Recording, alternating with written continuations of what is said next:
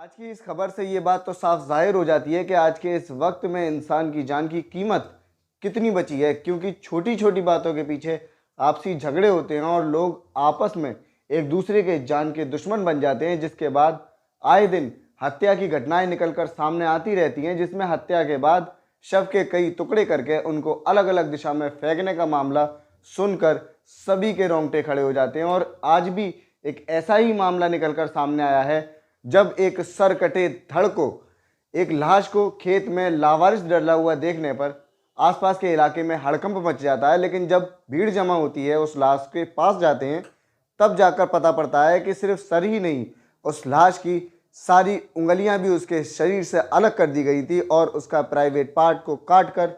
उसके शरीर से दूर फेंक दिया गया था और उसका सीना चीर कर दिल को बाहर निकाल कर फेंक दिया गया था। हर इंसान का उस वक्त यही सवाल था कि आखिर इस शख्स की क्या गलती थी, कौन था ये शख्स और इसको इतनी खौफनाक सज़ा देने की क्या वजह थी, किसने इतनी हैवानियत से इसकी हत्या की। ये सारे सवाल पुलिस के लिए भी चुनौती बने हुए थे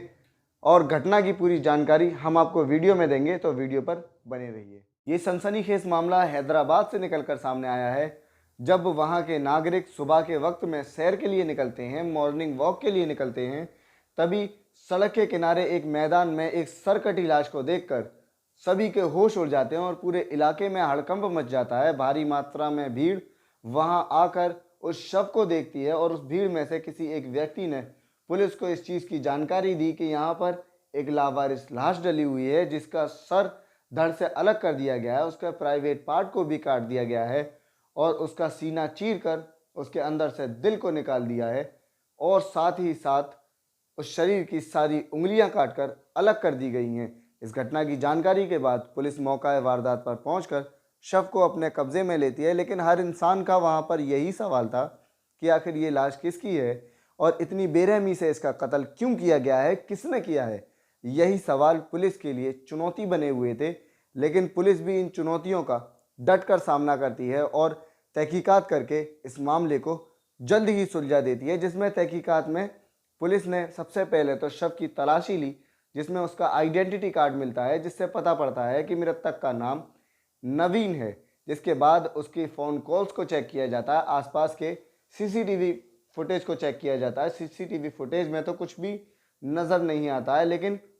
कॉल डिटेल्स में दो नंबर सबसे ज़्यादा हाईलाइट हो रहे थे, जिसमें एक नंबर तो वो था जिस पर लास्ट बार कॉल की थी, लास्ट बात हुई थी, और एक नंबर वो हाईलाइट होता है जिस पर सबसे ज़्यादा कॉल की गई थी, जिसमें एक दिन में लगभग 100 से भी ज़्यादा कॉलें गई थी। उन दोनों नंबरों को जब पता किया गया तब सामने सच निकल कर आया, क्योंकि जिस पर लास्ट बार बात हुई थी वो मृतक के दोस्त हरिहर कृष्ण का है और जो दूसरा नंबर था जिस पर सबसे ज़्यादा कॉल की गई थी वो हरिहर कृष्ण की गर्लफ्रेंड का था। लेकिन इन दोनों का इस केस से क्या ताल्लुक था, ये भी एक सनसनीखेज मामला था, एक बड़ा सवाल था। लेकिन जब इन दोनों को शक के बिना पर पुलिस गिरफ्तार करती है, गिरफ्तार करके थाने लेकर आती है,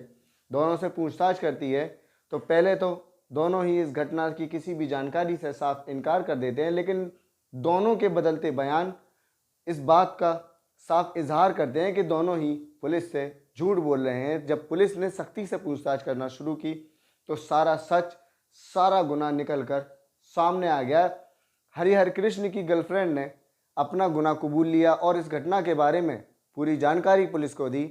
कि तीनों लोग, कि हरिहर कृष्ण, नवीन और वो लड़की, तीनों एक ही कॉलेज में, एक ही क्लास में एक साथ पढ़ा करते थे। लेकिन वो दोनों दोस्त उस लड़की पर फिदा थे, जिसमें से नवीन ने सबसे पहले अपने प्यार का इजहार करके उसके साथ डेटिंग रिलेशनशिप में आ जाता है, जिसके बाद कुछ दिनों तक तो ये रिलेशनशिप चलता है, लेकिन कुछ साल बीतने के बाद वो दोनों का रिश्ता ख़त्म हो जाता है। जिसके बाद से ही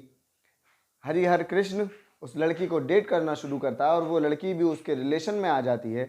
जिसके बावजूद भी नवीन ने उसको कॉल करना, उसको मैसेज करना बंद नहीं किया, जिससे परेशान होकर उस लड़की ने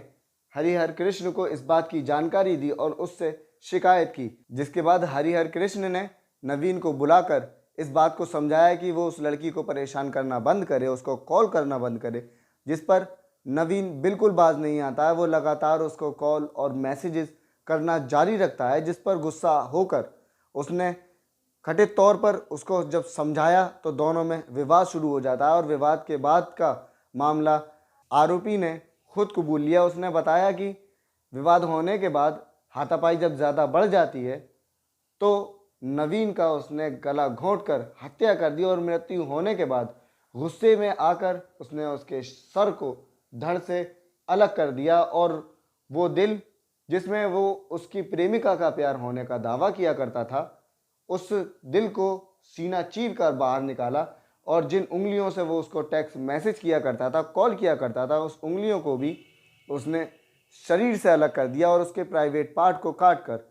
उसके शरीर पर काफ़ी गहरे चोट के निशान पहुंचाए। जिसके बाद पुलिस ने दोनों का बयान दर्ज करके दोनों को जेल भेज दिया है और आगे का मामला कोर्ट पर छोड़ दिया गया है। एक तरफ इस देश को तरक्की की राह पर ले जाने की बात की जाती है और वहीं दूसरी तरफ इस देश के नौजवान नागरिक तरक्की की बजाय जुर्म का रास्ता अपनाते हैं और जुर्म करके अपने आप को आरोपी बना लेते हैं, जिसकी वजह से एक के बाद एक हत्याएं, बलात्कार और एक से एक संगीन जुर्म का खुलासा होता है। लेकिन इससे देश कैसे तरक्की करे और इन घटनाओं से, इन हैवानों से और इन आरोप मुक्त भारत बनाने में किस तरीके का इस्तेमाल किया जाए, हमें कमेंट बॉक्स में ज़रूर बताएं।